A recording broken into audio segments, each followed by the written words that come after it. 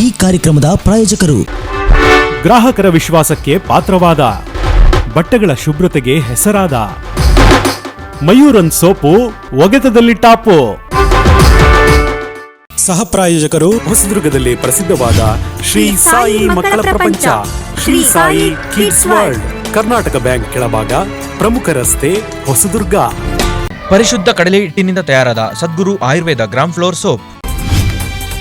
GVTVಗೆ ಸ್ವಾಗತ. ನಾನು ಹೊಸದುರ್ಗ ರಾಘು. ಅಖಂಡ ಭಾರತದ ಭೂಪಟದಲ್ಲಿ ಚಿತ್ರದುರ್ಗವು ತನ್ನದೇ ಆದ ಐತಿಹಾಸಿಕ ನೆಲೆಗಟ್ಟನ್ನು ಹೊಂದಿದೆ.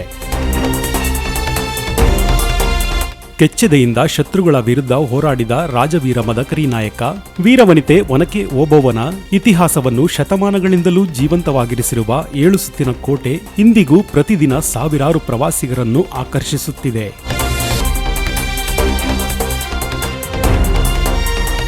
ಚಿತ್ರದುರ್ಗದ 7 ಸುತ್ತಿನ ಕೋಟೆಯನ್ನು ವೀಕ್ಷಿಸಲು ಬರುವ ಪ್ರವಾಸಿಗರಿಗೆ ವಿಶೇಷ ಆಕರ್ಷಣೆ ಎಂಬಂತೆ ಬಿಂಬಿತವಾಗಿರುವ ಹೆಸರೇ ಜ್ಯೋತಿರಾಜ್. ಜ್ಯೋತಿರಾಜ್ ಎಂಬ ಹೆಸರನ್ನು ಕೇಳಿದಾಕ್ಷಣವೇ ಇವರ ಸಾಹಸವನ್ನು ಕಣ್ಣಾರೆ ಕಂಡಿರುವ ಹಲವರಿಗೆ ಮೈ ರೋಮಾಂಚನಗೊಳ್ಳುವುದು. ಚಿತ್ರದುರ್ಗದ 7 ಸುತ್ತಿನ ಕೋಟೆಯ ಒಂದು ಭಾಗವಾಗಿ ತನ್ನನ್ನು ಗುರುತಿಸಿಕೊಂಡಿರುವ, ವಿಶ್ವ ದಾಖಲೆ ನಿರ್ಮಿಸುವತ್ತ ತನ್ನ ಸಾಹಸಮಯ ಬದುಕನ್ನು ಕೊಂಡೊಯ್ಯುತ್ತಿರುವ, ಹಾಲಿವುಡ್ನಲ್ಲಿ ತನ್ನ ಬದುಕಿನ ಚಿತ್ರವನ್ನು ಚಲನಚಿತ್ರವಾಗಿಸಲು ಹೊರಟಿರುವ ಅಸಂಖ್ಯಾತ ಅಭಿಮಾನಿಗಳಿಂದ ಕೋತಿರಾಜ್ ಎಂದೇ ಕರೆಯಲ್ಪಡುವ ಚಿತ್ರದುರ್ಗದ ಹೆಮ್ಮೆಯ ಸಾಹಸಿ, ಇನ್ಕ್ರೆಡಿಬಲ್ ಮಂಕಿ ಮ್ಯಾನ್ ಜ್ಯೋತಿರಾಜ್ ಜೊತೆ ನಾನು ನಿಮ್ಮ ಹೊಸದುರ್ಗ ರಾಘು.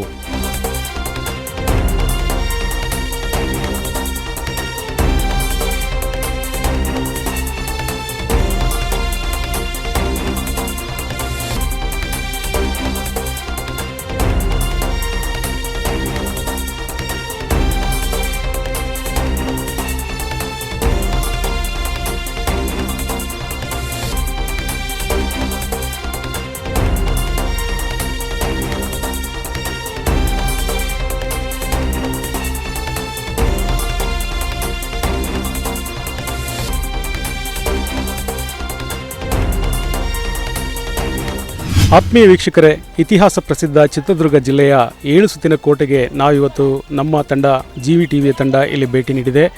ಇಲ್ಲಿನ ಒಂದು ವಿಶೇಷ ವ್ಯಕ್ತಿ ಅಂದರೆ ನಮ್ಮ ಕೋತಿರಾಜ್ ಅವರು. ಅಲಿಯಾಸ್ ಅಂದರೆ ಕೋತಿರಾಜ್ ಅಂದರೆ ನಿಮಗೆಲ್ಲರಿಗೂ ಚಿರಪರಿಚಿತರಾಗಿದ್ದಾರೆ. ಅವರ ಒಂದು ಏನು ಕಾರ್ಯವೈಖರಿ, ಅವರು ಏನು ಗುಡ್ಡಗಳನ್ನು ಬೆಟ್ಟಗಳನ್ನು ಹತ್ತೋದು ತಮ್ಮ ಹವ್ಯಾಸದಿಂದ ಮಾಡ್ಕೊಂಡಿರ್ತಕ್ಕಂಥ ಯಶಸ್ಸನ್ನು ಗುರಿಯನ್ನು ಹೊಂದ್ತಾ ಇರತಕ್ಕಂಥ, ಪ್ರತಿಭೆಯಾಗಿ ಹೊರಹೊಮ್ತಾ ಇರತಕ್ಕಂಥ ಶ್ರೀಯುತ ಜ್ಯೋತಿರಾಜ್ ಅವರು ಅಲಿಯಾಸ್ ಕೋತಿರಾಜ್ ಅವರು ಇದೀಗ ನಮ್ಮ ಜೊತೆ ಇದ್ದಾರೆ. ನಾವಿದೀಗ ಅವ್ರನ್ನ ಮಾತಾಡಿಸ್ತಾ ಅವರ ಅನಿಸಿಕೆಗಳು, ಅಭಿಪ್ರಾಯಗಳು ಮತ್ತು ಅವ್ರು ನಡೆದು ಬಂದ ಹಾದಿಯನ್ನು ಮತ್ತು ಅವರ ಬೆನ್ನೆಲುಬಾಗಿ ಯಾರಿದ್ದಾರೆ ಮತ್ತು ಅವರ ಮುಂದಿನ ಫ್ಯೂಚರ್ ಏನು, ಅವರ ಕನಸುಗಳು ಏನು ಎಂಬುದನ್ನು ನಾವಿದೀಗ ಅವ್ರ ಜೊತೆ ಮಾತಾಡ್ತಾ ತಿಳ್ಕೊಳ್ಳೋಣ. ನಮ್ಮ ನೆಚ್ಚಿನ ಚಿತ್ರದುರ್ಗ ಜಿಲ್ಲೆಯ ಹೆಮ್ಮೆಯ ಪುತ್ರ ಶ್ರೀಯುತ ಜ್ಯೋತಿರಾಜ್ರವನ್ನ. ನಮಸ್ಕಾರ ಜ್ಯೋತಿರಾಜ್ ಅವರೇ. ಎಲ್ಲರಿಗೂ ನಮಸ್ಕಾರ. ನಿಮಗೆ ಜ್ಯೋತಿರಾಜ್ ಅಂದರೆ ಇಷ್ಟ ಆಗುತ್ತೋ ಅಥವಾ ಕೋತಿರಾಜ್ ಅಂದರೆ ಇಷ್ಟ ಆಗುತ್ತೋ ನಮ್ಮ ವೀಕ್ಷಕರಿಗೆ ತಿಳಿಸ್ಕೊಡಿ. ನಾನು ಸಿಟಿಯಲ್ಲಿದ್ದಾಗ ಜ್ಯೋತಿರಾಜ ಆಗಿರ್ತೀನಿ, ಕಾಡಿಗೆ ಬಂದರೆ ಕೋತಿರಾಜ ಆಗಿಬಿಡ್ತೀನಿ. ನನಗೆ ಕೋತಿರಾಜೇ ಇಷ್ಟ. ಓಕೆ, ಇದು ನಮ್ಮ ಜ್ಯೋತಿರಾಜ್ ಅಲಿಯಾಸ್ ಕೋತಿರಾಜ್ ಅವರ ಒಂದು ಅಭಿಪ್ರಾಯ. ಅಂದರೆ ಅವರಿಗೆ ಜ್ಯೋತಿರಾಜ್ ಅನ್ನೋ ಹೆಸರಿಗಿಂತ ಕೋತಿರಾಜ್ ಎಂಬ ಹೆಸರನ್ನೇ ತುಂಬ ಇಷ್ಟಪಡ್ತಾರೆ. ಏಕೆಂದರೆ ಆ ಹೆಸರನ್ನ ತಗೊಳ್ಳೋದಕ್ಕೆ ತುಂಬ ಪ್ರಯತ್ನ ಪಟ್ಟಿದ್ದೀನಿ, ತುಂಬ ಶ್ರಮ ಪಟ್ಟಿದ್ದೀನಿ ಎನ್ನೋದು ಅವರ ಒಂದು ಅಭಿಪ್ರಾಯ. ಸೊ ಅದು ನಿಮ್ಮ ಪ್ರೀತಿಯ ಒಂದು ನಿಕ್ ನೇಮ್ ಅಂತಲೂ ಕೂಡ ಅಂದ್ಕೊಳ್ತಾ ಇದ್ದೇವೆ. ಎಲ್ಲ ಜನಗಳು ಕರೆಯೋದು, ಗುರುತಿಸೋದು ನಿಮ್ಮನ್ನು ಕೂಡ ಅದೇ ಹೆಸರಲ್ಲಿ ಅಂತ ಅಂದ್ಕೊಳ್ತಾ ಇದ್ದೇವೆ. ಸೊ ಇದೀಗ ನಾನು ನಿಮ್ಮನ್ನು ಒಂದು ವಿಷಯ ಕೇಳೋಕ್ಕೆ ಇಷ್ಟಪಡ್ತೀನಿ. ನೀವು ಏನೋ ಒಂದು ಸಿನಿಮಾ ಮಾಡ್ತಾ ಇದ್ದೀರಾ ಅಂತ ಗೊತ್ತಾಯಿತು. ಅಂದರೆ ನೀವು ಒಂದು ಇಂಗ್ಲೀಷ್ ಮೂವಿಯನ್ನು ಮಾಡ್ತಾ ಇದ್ದೀರಾ ಅಂತ ಗೊತ್ತಾಯಿತು. ಅದರ ಹೆಸರು ಇನ್ಕ್ರೆಡಿಬಲ್ ಮಂಕಿ ಮ್ಯಾನ್ ಅಂತ ಇರ್ಬೋದು ಅಲ್ವಾ? ಹೇಳಿ. ಹೌದು, ನನ್ನ ಜೀವನ ಕಥೆನೇ ಪಿಕ್ಚರಾಗಿ ಮಾಡ್ತಾ ಇದ್ದಾರೆ ಹಾಲಿವುಡ್ಡಲ್ಲಿ. ಇನ್ಕ್ರೆಡಿಬಲ್ ಮಂಕಿ ಮ್ಯಾನ್ ಅಂತ ಪಿಕ್ಚರ್ ಹೆಸರು. ಸ್ಟ್ಯಾನ್ಲಿ ಜೋಸೆಫ್ ಅಂತ ಅವರು ಆಸ್ಟ್ರೇಲಿಯನ್, ಅವರು ಇಂಡಿಯನ್ನೇ ಬಟ್ ಆಸ್ಟ್ರೇಲಿಯನ್ ಸಿಟಿಜನ್. ಅವರೇ ಡೈರೆಕ್ಟ್ರು, ಪ್ರೊಡ್ಯೂಸರ್ ಎಲ್ಲ ಅವರೇ ಮಾಡ್ತಾರೆ. ಓಕೆ, ಇದೀಗ ಅವರು ಇನ್ವೆಸ್ಟ್ ಮಾಡಿಬಿಟ್ಟು ಆ ಸಿನಿಮಾನ ಪ್ರಮೋಟ್ ಮಾಡ್ತಾ ಇದ್ದಾರೆ. ನೀವು ಅದರಲ್ಲಿ ಭಾಗವಹಿಸ್ತಿದ್ದೀರಾ, ನಿಮ್ಮ ಲೈಫ್ ಹಿಸ್ಟ್ರಿಯನ್ನು ತೋರಿಸ್ತಾ ಇದ್ದಾರೆ. ನನ್ನ ಲೈಫ್ ಸ್ಟೋರಿ ನಾನೇ ಆ್ಯಕ್ಟಿಂಗ್ ಮಾಡ್ತಾಯಿದ್ದೀನಿ. ನನ್ನ ಮಕ್ಕಳನ್ನೇ ಹತ್ತಿಸ್ತಾ ಇದ್ದೀನಿ, ನನ್ನ ಸ್ಟೂಡೆಂಟ್ಗಳನ್ನೇ ಮಾಡ್ತಾಯಿದ್ದಾರೆ ಎಲ್ಲರೂ. ನಾನೇ ರಿಯಲಾಗಿ ಮಾಡ್ತೀನಿ, ಎಲ್ಲದೂ ರಿಯಲಾಗಿ ಮಾಡ್ತೀನಿ. ಆಲ್ರೆಡಿ ನಂದಿ ಬೆಟ್ಟ, ಟಿಪ್ಪು ಡ್ರಾಪ್ ಅಂತಾರಲ್ವ, ಟಿಪ್ಪು ಡ್ರಾಪನ್ನು ಹತ್ತಿದಾಯಿತು, ಮಧುಗಿರಿ ಬೆಟ್ಟ ಹತ್ತಿದಾಯಿತು, ಜೋಗ್ ಫಾಲ್ಸು ಹತ್ತಿದಾಯಿತು, ಶ್ರಾವಣದುರ್ಗ ಹತ್ತಿದಾಯಿತು, ರಾಮನಗರ ಹತ್ತಿದಾಯಿತು. ಈಗ ಚಿತ್ರದುರ್ಗಕ್ಕೆ ರೆಡಿ ಇದ್ವಿ. ಇನ್ನು ಚಿತ್ರದುರ್ಗ, ಅಮೆರಿಕಾ ಏಂಜಲ್ ಫಾಲ್ಸು, ನನ್ನ ಕನಸು ಏಂಜಲ್ ಫಾಲ್ಸು. ಅದು ಬಿಡೋಂಗಿಲ್ಲ. ಅದು ಯಾಕೆ ಇನ್ನೂ ವೀಸಾ ಸಿಗ್ತಿಲ್ಲ, ಅದಕ್ಕೆ ವೆಯ್ಟಿಂಗಲ್ಲೇ ಇದ್ದೀನಿ. ಆದಷ್ಟು ಬೇಗ ವೀಸಾ ಸಿಕ್ಕಿದಟ್ಟಿಗೆ ನಾನು ಡೇಟ್ ಕೊಡ್ತೀನಿ, ಅನೌನ್ಸ್ ಮಾಡ್ತೀನಿ. ಈ ಪಿಕ್ಚರು ಎಲ್ಲರೂ ಅನ್ಕೊತಾರೆ ಕೋತಿರಾಜ್ ಹಾಲಿವುಡ್ ಪಿಕ್ಚರ್ ಮಾಡ್ತಾನೆ ಅಂತ. ನಾನು ಈ ಪಿಕ್ಚರ್ನ ನನಗೇನು ಸರ್ಕಾರದಿಂದ ಸಪೋರ್ಟ್ ಸಿಗಲಿಲ್ಲ. ನಾನು ಸರ್ಕಾರದ ಹತ್ರ ಒಂದು ಆರ್ಟಿಫಿಷಿಯಲ್ ವಾಲ್ ಕೇಳಿದೆ, ಮಾಡೇ ಕೊಡ್ತಿಲ್ಲ. ಬಟ್ ಈ ಜಿಲ್ಲಾ ಆಡಳಿತದಿಂದನೂ ಏನೂ ಮಾಡ್ತಿಲ್ಲ, ಮನೆ ಕೂಡ ಇಲ್ಲ ನನಗೆ. ಬಟ್ ಮುರುಘಾ ಮಠದಿಂದ ನಾನು ಇವತ್ತು ಬದುಕಿ ಕುಂತಿದ್ದೀನಿ. ಮುರುಘಾ ಮಠನೇ ನಾನು ಇವತ್ತು ಬದುಕಿರೋ ಕಾರಣ. ಮತ್ತು ನಮ್ಮ ಚಿತ್ರದುರ್ಗ ಟೂರಿಸ್ಟ್ಗಳು ಬಂದವರೆಲ್ಲ ಹೆಲ್ಪ್ ಮಾಡ್ತಾರೆ. ಅದರಲ್ಲೇ ಈ ಮಕ್ಕಳನ್ನ ಸಾಕಿ ಓದಿಸ್ಕೊಂಡು ನಾನು ಇದು ಮಾಡ್ತಾಯಿದ್ದೀನಿ. ಮೊನ್ನೆ ಕೂಡ ಜೋಗದಲ್ಲಿ ಯಾರನ್ನೋ ಕಾಪಾಡೋಕೆ ಹೋಗಿ ಸೊಂಟ ಎಲ್ಲ ಮುರಿದು ನಾನು ತುಂಬ ಬೆಡ್ ರೆಸ್ಟ್ ತೊಗೊಂಡಾಗ ಮುರುಘಾ ಮಠದಿಂದನೇ ಹಾಸ್ಪಿಟ್ಲ್ ಖರ್ಚೆಲ್ಲ ನೋಡಿ ನಾನು ರೆಡಿ ಮಾಡಿ ಕಳಿಸಿದ್ರು. ಹೋದ ಸರಿನೇ ಅಮೆರಿಕ ಏಂಜಲ್ ಫಾಲ್ಸ್ ಹೋಗ್ಬೇಕಾಯ್ತು. ಈ ಕೊರೋನಾ ಕಾಲಾಗ ನಮ್ಮನ್ನು ವಾಪಸ್ ಕಳಿಸಿದ್ರು. ಅದರಲ್ಲಿ ಬರೋಂಥ ದುಡ್ಡನ್ನೇ ನಾನು ಒಂದು ಸ್ಪೋರ್ಟ್ಸ್ ಆಶ್ರಮ ಮಾಡ್ಬೇಕು ಅನ್ನೋದೇ ಆಸೆ. ನನ್ನ ಮಕ್ಳಿಗೆ ಇನ್ನೂ ಚೆನ್ನಾಗಿ ಟ್ರೈನಿಂಗ್ ಕೊಡ್ಬೇಕು. ಆಮೇಲೆ ನಮ್ಮ ಊರಿಗೋ ನಮಗೂ ಕೋಟೆಗೋ ಏನಾರು ಒಂದು ಅಭಿವೃದ್ಧಿಗೋಸ್ಕರ ಇಲ್ಲ ಏನಾರು ನನ್ನ ನೆನಪಿಗೋಸ್ಕರ ಏನಾರು ಮಾಡೋದು. ಓಕೆ, ಇದು ನಮ್ಮ ಜ್ಯೋತಿರಾಜ್ ಅಂದರೆ ಅಲಿಯಾಸ್ ಕೋತಿರಾಜ್ ಅವರ ಒಂದು ಕನಸು. ನಮ್ಮ ಕೋತಿರಾಜ್ ಅವರು ತಮ್ಮ ಕೆಲಸ ಅಂದರೆ ತುಂಬ ಶ್ರಮದ ಒಂದು ಬದುಕನ್ನು ಸಾಗಿಸ್ತಾ ಇದ್ದಾರೆ ಅಂತ ಹೇಳ್ಬೋದು.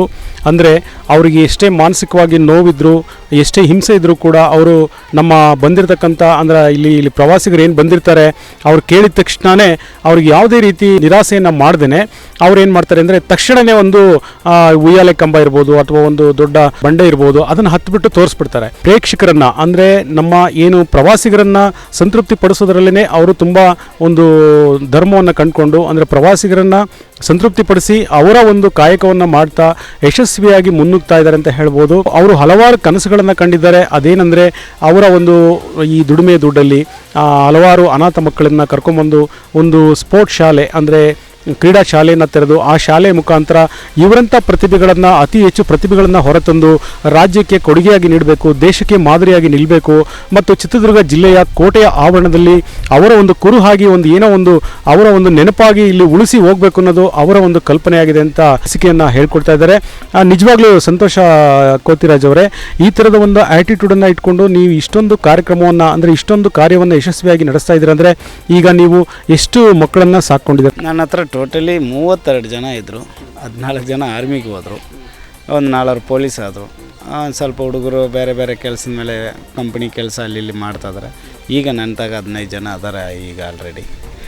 ಒಬ್ಬರು 5 ಜನ ಮನೆಗೆ ಹೋಗ್ತಾರೆ, ಒಂದಿಬ್ಬರು ಮನೆಗೆ ಒಂದು 7-8 ಜನ ನನ್ನ ಹತ್ರನೇ ಇರ್ತಾರೆ. ನನ್ನ ಮನೆಯಲ್ಲಿ ನಾನೇ ಬಾಡಿಗೆ ಮನೆ ಮಾಡ್ಕೊಂಡು ಅದರಲ್ಲೇ ಇರ್ತಾರೆ. ಅದರಲ್ಲಿ ಹುಡುಗರು ಮಾಮೂಲಾಗಿಲ್ಲ, ನ್ಯಾಷನಲ್ ಗೋಲ್ಡ್ ಮೆಡಲಿಸ್ಟ್ ಅದಾರೆ. ನ್ಯಾಷನಲ್ ಅಂದರೆ ಹೊಡೆಯೋದು ಅಷ್ಟು ಈಸಿ ಅಲ್ಲ ಆರ್ಟಿಫಿಷಿಯಲ್ ವಾಲಲ್ಲಿ. ಯಾಕಂದರೆ ಆರ್ಟಿಫಿಷಿಯಲ್ ವಾಲಲ್ಲಿ ನನಗೆ ಇದ್ದಾಗ ಈ ಹೊಸದುರ್ಗ ಕೂಲಿಯಟ್ಟಿ ಶೇಖರ್ ಅವರು ನನಗೆ 50,000 ರೂಪಾಯಿ ದುಡ್ಡು ಕೊಟ್ಟು ಒಂದು ರೋಪ್ ಗೀಪೆಲ್ಲ ಕೊಡಿಸಿದ್ರು. ಆ ದುಡ್ಡಲ್ಲಿ ರೋಪ್ ತೊಗೊಂಡು ಮಕ್ಕಳನ್ನೆಲ್ಲ ಟ್ರೈನಿಂಗ್ ಕೊಟ್ಟೆ. ನನಗೆ ಹೆಲ್ಪ್ ಮಾಡಿದ ಮನುಷ್ಯ ಅಂದರೆ ನಮಗೆ ಚಿತ್ರದುರ್ಗ ಇದರಲ್ಲಿ ಒಬ್ಬ ಮನುಷ್ಯ, ಅದು ಕೂಲಿಯಟ್ಟಿ ಶೇಖರ್ ಮಾತ್ರ. ಯಾಕಂದರೆ ಅವಾಗ ಅವರು ಸ್ಪೋರ್ಟ್ಸ್ ಮಿನಿಸ್ಟರ್ ಆಗಿದ್ದರು.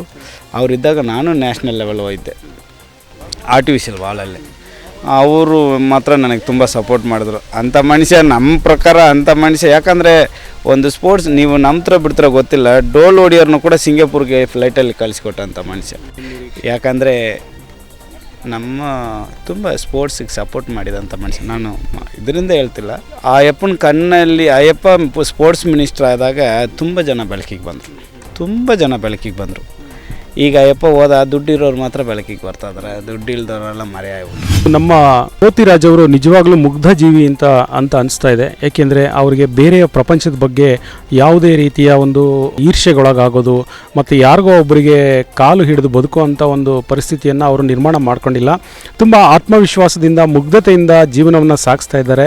ಮತ್ತು ಅದರ ಜೊತೆಗೆ ತುಂಬ ಅನಾಥ ಮಕ್ಕಳನ್ನು ಸಹ ಇಟ್ಕೊಂಡು ಅವ್ರಿಗೆ ಇದೇ ರೀತಿಯ ಒಂದು ಕಲೆಯನ್ನು ಅಂದರೆ ಈ ಸಾಹಸ ಕಲೆಯನ್ನು ಏನು ಕಲಿಸ್ಕೊಡ್ತಾ ಇದ್ದಾರೆ.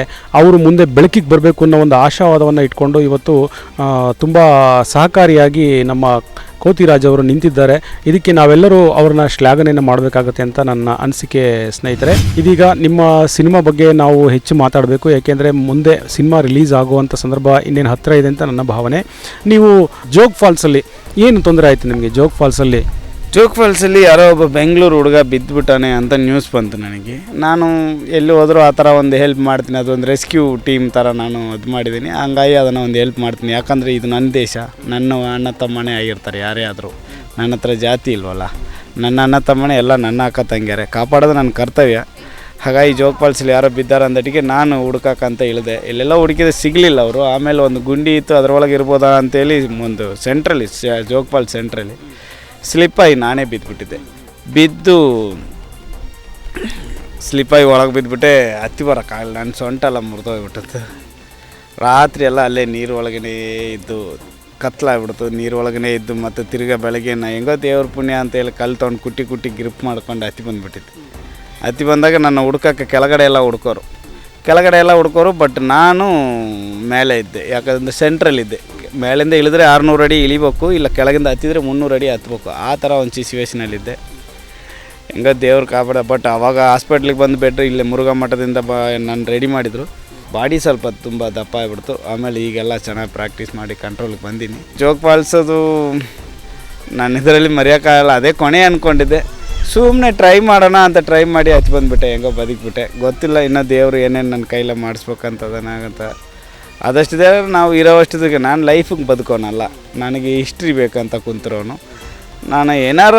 ನಾನು ಉಪವಾಸ ಇದ್ದಾಗ ನನಗೆ ಊಟ ಹಾಕಿ ಈ ಮಟ್ಟಕ್ಕೆ ಬೆಳೆಸಿದ್ದು ಈ ಕರ್ನಾಟಕಕ್ಕೆ ನಾನು ಏನಕ್ಕೆ ಹುಟ್ಟಿದೆ, ಏನಕ್ಕೆ ಬಂದೆ ಅನ್ನೋದು ಒಂದು ಪ್ರೂಫ್ ತೋರಿಸಿ ಹೋಗ್ಬೇಕು.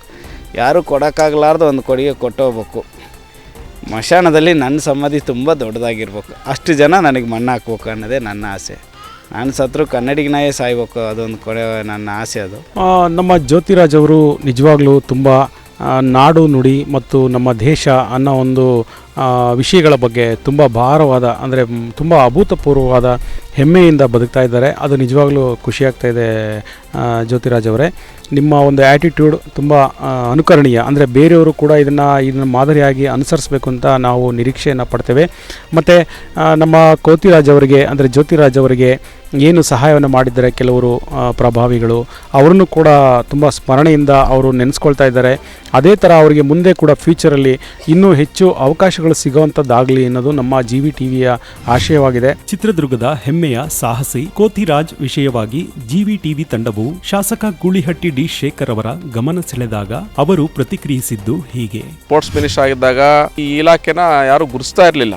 ಇಲಾಖೆನಾಗಲಿ ಇಡೀ ರಾಜ್ಯ ಮಟ್ಟದಲ್ಲಿ ನಾನು ಹೊಸದಾಗಿ ಮಂತ್ರಿ ಆಗಿದ್ದ ಸಂದರ್ಭದಲ್ಲಿ ಇಲಾಖೆನ ಒಂದು ಸ್ಪೋರ್ಟಿವ್ ಆಗಿ ತೊಗೊಂಡು ಇಡೀ ರಾಜ್ಯದಲ್ಲೇ ಅತ್ಯಂತ ಯಶಸ್ವಿಯಾಗಿ ಈ ಕಾರ್ಯಕ್ರಮಗಳನ್ನು ಕೊಟ್ಕೊಂಡ್ಬಂದೆ. ಅದರಲ್ಲೂ ಈ ಜನರಲ್ ತಿಮ್ಮಯ್ಯ ಸಾಹಸ ಅಕಾಡೆಮಿ ಏನು ಚೇತನ ಅಂತ ಕರಿತೀವಿ, ಇದು ಕೇವಲ 2 ಲಕ್ಷ ವಾರ್ಷಿಕ ಅನುದಾನ. ಇದನ್ನು ಕ್ಲೋಸ್ ಮಾಡೋಕ್ಕಂತೇಳಿ ನಾನು ಮುಂದೆ ಬಂದಾಗ ಇಲ್ಲ, ಇದು ಕ್ಲೋಸ್ ಮಾಡೋದು ಬೇಡ, ಇದಕ್ಕೆ ಮತ್ತೆ ಕಾಯಕಲ್ಪ ಕೊಡೋಣ ಅಂತೇಳಿ ಆ ಟೈಮಲ್ಲಿ ಮತ್ತೆ ಇದನ್ನು ಪುನಶ್ಚೇತನಗೊಳಿಸಿ 2 ಕೋಟಿ ರೂಪಾಯಿ ಅನುದಾನ ಇಟ್ಟು ನಾವು ಪ್ರಾರಂಭ ಮಾಡಿಸಿದ್ವಿ. ವಿಶೇಷವಾಗಿ ನಮ್ಮ ಜಿಲ್ಲೆಯಲ್ಲಿ ಚಿತ್ರದುರ್ಗ ಕೋಟೆ ಇದೆ, ಒಳ್ಳೆ ರಾಕ್ ಕ್ಲೈಂಬಿಂಗ್ ಇದೆ, ಅಲ್ಲಿ ಮಾಡತಕ್ಕಂಥ ಕೋಟೆ ಕಲ್ಲು ಬಂಡೆಗಳನ್ನು ಇರ್ತಕ್ಕಂಥ ಪ್ರದೇಶ.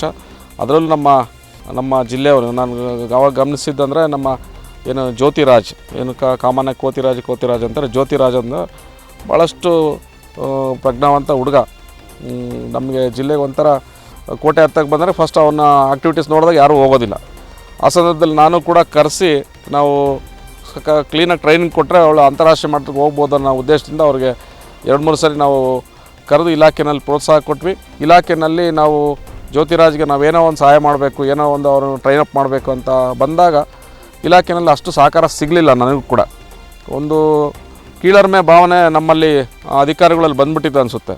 ಯಾಕಂದರೆ ಒಬ್ಬ ಪ್ರತಿಭೆ ಬೆಳೀತಾರೆ ಅಂದರೆ ಅವ್ರನ್ನ ಗುರುಸ್ತಕ್ಕಂಥ ಕೆಲಸನ ನಮ್ಮ ಇಲಾಖೆಯಲ್ಲಿ ಮಾಡಲಿಲ್ಲ. ಆ ಸಂದರ್ಭದಲ್ಲಿ ನನಗೂ ಕೂಡ ನೋವಿದೆ. ಆದರೂ ಕೂಡ ನಾವು ಸಾಧ್ಯವಾದಷ್ಟು ಅವ್ರಿಗೆ ನನ್ನ ಕೈಲಾದಷ್ಟು ಅವ್ರಿಗೆ ಅಲ್ಪ ಸ್ವಲ್ಪ ಸಹಾಯ ಮಾಡಿದ್ದೀನಿ. ಬಟ್ ಅವ್ರಿಗೆ ಹೆಚ್ಚಿನದಾಗಿ ನಾನು ಸಹಾಯ ಮಾಡಿಲ್ಲ ಅಂತೇಳಿ ಒಂದು ಕೊರಗು ಕೂಡ ಇದೆ. ಹಾಗಾಗಿ ಈಗ ಖಂಡಿತ ನಾವು ಯಾವ ರೀತಿ ಬೇಕಾದ್ರೂ ಕೂಡ ಈಗ ಮತ್ತೆ ಶಾಸಕನಾಗಿರೋದ್ರಿಂದ, ಮಂತ್ರಿ ಆಗದೇ ಇರ್ಬೋದು, ಶಾಸಕನಾಗಿರೋದ್ರಿಂದ ಯಾವ ರೀತಿ ಬೇಕಾದ್ರೂ ಸಹಾಯ ಮಾಡಲಿಕ್ಕೆ ಕೂಡ ಅವರು ಜ್ಯೋತಿರಾಜ್ಗೆ ನಾವು ಸಿದ್ಧನಿದ್ದೇನೆ. ಹಾಗಾಗಿ ಅವನು ಕೂಡ ಒಳ್ಳೆ ಅಂತಾರಾಷ್ಟ್ರೀಯ ಮಟ್ಟಕ್ಕೆ ಕೂಡ ಈಗಾಗಲೇ ಬೆಳೆದಿದ್ದಾರೆ.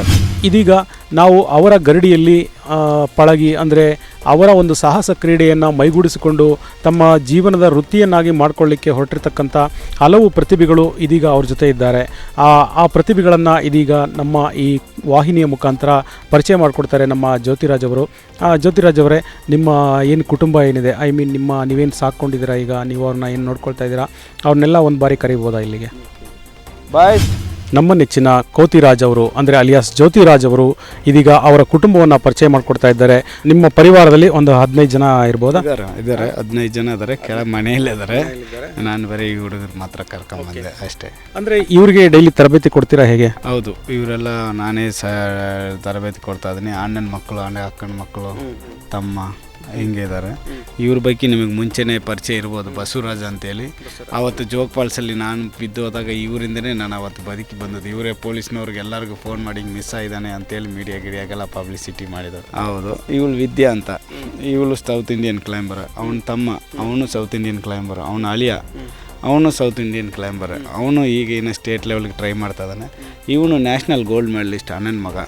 ಅವನ ತಮ್ಮ ಅವನು ಮೊಹಮ್ಮದ್ ಹುಸೇನ್ ಅಂತ, ಅವನು ಸೌತ್ ಇಂಡಿಯನ್ ಕ್ಲೈಂಬರ್. ಅವನು ತಮ್ಮನೇ, ಅವನು ಸೌತ್ ಇಂಡಿಯನ್ ಕ್ಲೈಂಬರ್. ಹಿಂಗೆ ನ್ಯಾಷನಲ್ ಲೆವೆಲ್ಗೆಲ್ಲ ಅದಾರೆ. ಇನ್ನೂ ಇಬ್ಬರು ಬೆಂಗಳೂರಿಗೆ ಹೋಗಿದ್ದಾರೆ ಹುಡುಗರು, 3 ಮನೆಯಲ್ಲೇ ಇದ್ದಾರೆ. ಎಲ್ಲರೂ ಒಬ್ರಿಗಿನ್ನ ಒಬ್ಬರು ಚಾಂಪಿಯನ್. ಯಾಕಂದರೆ ಇದು ನಾನು ಏನಾರು ಅಕಸ್ಮಾತ್ ಮಿಸ್ ಆದರೆ ಇದು ನನ್ನಲ್ಲೇ ನಿಂತು ಹೋಗ್ಬಾರ್ದು, ಹೀಗೆ ಕಂಟಿನ್ಯೂಟಿ ಇರ್ಬೇಕು. ಯಾಕಂದರೆ ಇದು ಒಳ್ಳೆ ವಿದ್ಯೆ ಅಲ್ವಾ, ಹಾಗಾಗಿ ಇದು ಕಂಟಿನ್ಯೂ ಇರ್ಬೇಕು. ನನ್ನ ಆಸೆ ಏನಂದರೆ ಒಲಿಂಪಿಕ್ ಹೊಡಿತೀನಿ ಅನ್ನೋದು ನನಗೆ ಗ್ಯಾರಂಟಿ ಗೊತ್ತಿಲ್ಲ. ನನಗೆ 2 ಆಪ್ಷನ್ ಇದೆ. ಒಲಿಂಪಿಕ್ ನಾನು ಹೊಡಿಬಲ್ಲೆ, ಇಲ್ಲ ಇವ್ರ ಕೈಲಿ ಓಡಿಸ್ಬಲ್ಲೆ. ಇವತ್ತು ನನ್ನ ಕೈಲಿ ಆಗಲಿಲ್ಲ ಅಂದರೂ ಈ ಕ್ಲೈಂಬಿಂಗ್ ಸ್ಪೋರ್ಟ್ಸಲ್ಲಿ 100 ವರ್ಷ ಆದಮೇಲೆನಾರ ಒಬ್ಬನಾರ ಒಲಿಂಪಿಕ್ ಮೆಡಲ್ ಹೊಡೆದ್ರು ಅದು ನನಗೇ ಸೇರುತ್ತಲ್ವ. ಹಂಗಾಗಿ ಒಂದು ಇದು ಮಾಡ್ತಾಯಿದ್ದೀನಿ. ಹಿಂಗೆ ಜನಗಳು ಕೊಡೋ ದುಡ್ಡನ್ನಲ್ಲೇ ಸಾಕಿ ಓದಿಸಿ ಇದು ಮಾಡ್ತಾಯಿದ್ದೀನಿ. ಈಗ ಎಲ್ಲರಿಗೂ ಪಾಸ್ಪೋರ್ಟ್ ರೆಡಿ ಮಾಡ್ತಾಯಿದ್ದೀನಿ. ಯಾಕಂದರೆ ಈ ಸರಿ ಅಮೆರಿಕ ಹೋಗ್ಬೇಕಾದ್ರೆ ಟೀಮೇ ಹೇಳ್ಕೊಂಡು ಹೋಗ್ತಾಯಿದ್ದೀನಿ. ಯಾಕಂದರೆ ಏಂಜಲ್ ಫಾಲ್ಸ್ ಅಂದರೆ ತುಂಬ ಹೆವಿ ಆದದ್ದು. ಹಂಗಾಗಿ ಎಲ್ಲ ಹುಡುಗರನ್ನು ಒಂದು ಸರಿ ಎಳ್ಕೊಂಡು ಹೋಗಿ ಅವ್ರಿಗೂ ಆ ಫಾಲ್ಸ್ನ ಒಂದು ಸರಿ ತೋರ್ಸೋದು ಮಾತ್ರ ಅಲ್ಲ, ಈ ಥರ ಹತ್ಬೇಕು ಅನ್ನೋದು ಒಂದು ಇದು ಮಾಡ್ತಾಯಿದ್ವಿ. ಡೈರೆಕ್ಟ್ರು ಅವರು ಒಪ್ಕೊಂಡಾರೆ. ನೋಡ್ತೀನಿ, ದೇವ್ರ ಪುಣ್ಯ ಎಲ್ಲ ವೀಸಾ ಸಿಕ್ಕಿದ್ರೆ ಎಲ್ಲ ಇದು ಮಾಡ್ತೀವಿ. ಇದು ಫ್ಯಾಮ್ಲಿ ಅನ್ನೋದಕ್ಕಿಂತ ಇದು ನಮ್ಮ ಮಕ್ಕಳು ಅನ್ನೋ ಒಂದಿದೆ. ನನ್ನನ್ನು ಹೆಂಗೆ ನೀವು ನನ್ನ ಮಗ ನಮ್ಮವನು ಅಂತ ಹೆಂಗೆ ಸ್ವೀಕಾರ ಮಾಡ್ತಾರೋ ದಯವಿಟ್ಟು ಇವ್ರನ್ನೂ ಹಂಗೆ ಸ್ವೀಕಾರ ಮಾಡಿ. ನಾನಿದ್ರೂ ಇರಲಿಲ್ಲ ಅಂದರು. ಯಾಕಂದರೆ ಅವಾಗ ನೀವೆಲ್ಲ ಪ್ರೀತಿ ತೋರಿಸಿದ್ರೆ ಹುಡುಗರು ನಾಳೆ ಪುಣ್ಯ ಕೆಟ್ಟ ದಾರಿ ಹಿಡಿಯಲ್ಲ. ಬಂಡೆಗಳನ್ನು ಹತ್ತಿ ಎಷ್ಟೇ ನಮಗೆ ರಫ್ ಆಗಿ ಕಂಡರು, ಅಂದರೆ ತುಂಬ ಕಠೋರವಾಗಿ ಕಂಡರೂ ಕೂಡ ಅವರ ಮನಸ್ಸು ತುಂಬ ಪ್ರೀತಿ ಮತ್ತು ವಿಶ್ವಾಸವನ್ನು ಹೊಂದಿದೆ ಅನ್ನೋದಕ್ಕೆ ಈ ಮಾತು ಸಾಕ್ಷಿ ಅಂತ ಅನಿಸ್ತಾ ಇದೆ. ಸೊ ಇಲ್ಲಿ ಅವರ ಹುಡುಗರನ್ನು ಅಂದರೆ ಅವರ ಶಿಷ್ಯಂದಿರನ್ನು ಅವರು ತಯಾರು ಮಾಡ್ತಾ ಇರ್ತಕ್ಕಂಥ ಪರಿಯ ಬಗ್ಗೆ ನಿಮಗೆಲ್ಲ ಅವರು ವಿವರಿಸಿದ್ದಾರೆ. ಅವರ ಒಂದು ಪ್ರತಿಭೆಗಳನ್ನು ಮುಂದೆ ಬೆಳಕಿಗೆ ಬರಲಿ ಅನ್ನೋ ಒಂದು ಕನಸನ್ನು ಹೊತ್ತು, ಅಂದರೆ ತಾನು ಸಾಧಿಸ್ತಾ ಇದ್ದದ್ದನ್ನು ನನ್ನ ಶಿಷ್ಯಂದಿರು ಅಂದರೆ ನನ್ನಿಂದ ತರಬೇತಿ ಪಡೆದವರು ಸಾಧಿಸಿ ತೋರಿಸಲಿ ಈ ಜಗತ್ತಿಗೆ ಅನ್ನೋದು ಅವರ ಒಂದು ಅಭಿಪ್ರಾಯ ಆಗಿದೆ ಅಲ್ವಾ ಕೋತಿರಾಜ್ ಅವರೇ? ಸೊ ಆ ಒಂದು ಅಭಿಪ್ರಾಯದೊಂದಿಗೆ ಅವರು ಕನಸನ್ನು ಹೊತ್ತು ಪ್ರತಿದಿನ ಬದುಕ್ತಾ ಇದ್ದಾರೆ. ಈಗ ಅವರ ಆಪ್ತರಲ್ಲೊಬ್ಬರಾದಂಥ ಬಸವರಾಜ್ ಎಂಬುವರು ಇದೀಗ ಅವ್ರ ಬಗ್ಗೆ ಮಾತಾಡ್ತಾರೆ. ಬಸವರಾಜ್ ಅವರೇ, ನಮ್ಮ ಕೋತಿರಾಜ್ ಅವರು ನಿಮಗೆ ಎಷ್ಟು ವರ್ಷಗಳಿಂದ ಪರಿಚಯ ಮತ್ತು ಯಾವ ರೀತಿ ನಿಮಗೆ ಅವ್ರಿಗೂ ನಂಟು ಬೆಳೆದಿದೆ? ಕರ್ನಾಟಕದಲ್ಲಿ ಕೋತಿರಾಜ್ ಅಂದರೆ ಪ್ರತಿಯೊಬ್ಬರಿಗೂ ಗೊತ್ತಿದೆ. ಮತ್ತು ಅದಕ್ಕಿಂತ ಹೆಚ್ಚಾಗಿ ಕೋತಿರಾಜಂದು ಅಂದರೆ ಒಳ ಮನಸ್ಸು ಅನ್ನೋದು ನನ್ನ ಒಬ್ಬನಿಗೆ ಗೊತ್ತಿರೋದು. ಯಾಕಂದರೆ ಅಷ್ಟು ಡೀಪಾಗಿ ನಾವು ಒಂದು ಸ್ನೇಹತ್ವನ ಮುಂದುವರಿಸ್ತಾ ಇದ್ವಿ, ಇನ್ನು ಮುಂದೆ ಚೆನ್ನಾಗಿರ್ತೀವಿ. ಕೋತಿರಾಜ್ ಬಗ್ಗೆ ಹೇಳ್ಬೇಕಂತಂದರೆ ಅವ್ರು ಮಾಡಿರೋ ಸಾಧನೆ ಎಷ್ಟು ಇಡೀ ಪ್ರಪಂಚದಲ್ಲಿ ಒಂದು ಉಜ್ವಲವಾಗಿ ಬೆಳೀತಾ ಇದೆ. ಅದೆಲ್ಲದಕ್ಕೂ ಸ್ಫೂರ್ತಿಯಾಗಿ ಈ ಎಂಟೈರ್ ಟೀಮು ಅವ್ರ ಪರವಾಗಿ ಸಪೋರ್ಟ್ ಮಾಡ್ತಾ ಇರುತ್ತೆ. ನಾವು ಇರ್ತೀವಿ. ಮತ್ತು ಅವನ ಕಷ್ಟದ ಜೀವನದಲ್ಲಿ ಪ್ರತಿಯೊಬ್ಬರು ಭಾಗಿಯಾಗಿದ್ದಾರೆ. ಅದೇ ರೀತಿ ನಾನು ಒಬ್ಬಷ್ಟೇ. ಕೋತಿರಾಜ್ರವರ ಸಾಹಸ ಬದುಕಿನ ಆತ್ಮಕಥನವು ಇನ್ಕ್ರೆಡಿಬಲ್ ಮಂಕಿ ಮ್ಯಾನ್ ಎಂಬ ಹೆಸರಿನಲ್ಲಿ ಚಲನಚಿತ್ರವಾಗಿ ವಿಶ್ವದಾದ್ಯಂತ ಬಿಡುಗಡೆಯಾಗಲಿದ್ದು ಈಗಾಗಲೇ ಚಿತ್ರೀಕರಣ ಮುಕ್ತಾಯ ಹಂತದಲ್ಲಿದೆ. ಈ ಚಿತ್ರವನ್ನು ಪ್ರತಿಯೊಬ್ಬ ಭಾರತೀಯರು ಸಹ ನೋಡಿ ಆಶೀರ್ವದಿಸುವಂತೆ ಕೋತಿರಾಜ್ರವರು ಮನವಿ ಮಾಡಿದ್ದಾರೆ. ಎಲ್ಲರಿಗೂ ಒಂದು ರಿಕ್ವೆಸ್ಟು, ಅವರು ಇನ್ಕ್ರೆಡಿಬಲ್ ಮಂಕಿ ಮ್ಯಾನ್ ಅಂತ ನನ್ನ ಜೀವನ ಕಥೆನೇ ಪಿಕ್ಚರ್ ಆಗಿರೋದ್ರಿಂದ ಎಲ್ಲ ಭಾಷೆಯಲ್ಲೂ ಬರುತ್ತೆ. ಮತ್ತು ಅವ್ರ ಹೆಸರು ಸ್ಟ್ಯಾನ್ಲಿ ಸೋಸಫ್ ಅಂತೇಳಿ ಬೆಂಗಳೂರವರು ಮೂಲತಃ, ಬಟ್ ಅವರು ಆಸ್ಟ್ರೇಲಿಯನ್ ಸಿಟಿಜನ್ನು. ಅಲ್ಲಿಂದನೇ ನನಗೋಸ್ಕರ ನಂಬಿ ಮಾಡ್ತಾಯಿದ್ದಾರೆ. ಎಲ್ಲರೂ ಈ ಪಿಕ್ಚರ್ನ ದಯವಿಟ್ಟು ನೋಡಿ ಆಚರಿಸಿ ಆಶೀರ್ವಾದ ಮಾಡಿ.